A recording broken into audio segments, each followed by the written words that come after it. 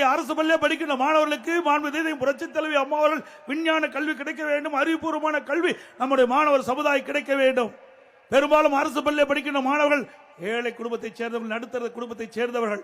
அவர்கள் 12,000 ரூபாய் செலவழித்து மடிக்கணினி வாங்க முடியாத சூழ்நிலையில் இருக்கின்ற அடித்தட்டிலே வாழ்கின்ற நம்முடைய குழந்தைகளுக்கு அறிவுபூர்வமான கல்வி கிடைக்க மடிக்கணினி திட்டத்தை கொண்டு வந்து தமிழகத்திலே 10 ஆண்டு காலத்தில் 52,35,000 மாணவ மாணவிகளுக்கு மடிக்கணினி கொடுத்து சாதனை படைத்த அரசாங்கம்.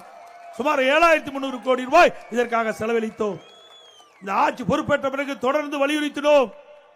நீங்கள் அனைத்து இந்திய அண்ணா திராவிட முன்னேற்றங்களை ஆட்சியிலே கொண்டு வர திட்டம் என்ற ஒரே காரணத்திற்காக நம்முடைய மாணவருடைய திறமையான மாணவர்களை உருவாக்கக்கூடிய லேப்டாப் திட்டத்தை நிறுத்திவிட்டீர்கள். அதை தொடர்ந்து வழங்க வேண்டும் என்று சட்டமன்றத்தில் பிரதான எதிர்க்கட்சி என்ற முறையில் வலியுறுத்தினோம். பொது வழியிலே பேசினோம். ஊடகத்தின் வாயிலாக, பத்திரிகையின் வாயிலாக தெரிவித்தோம்.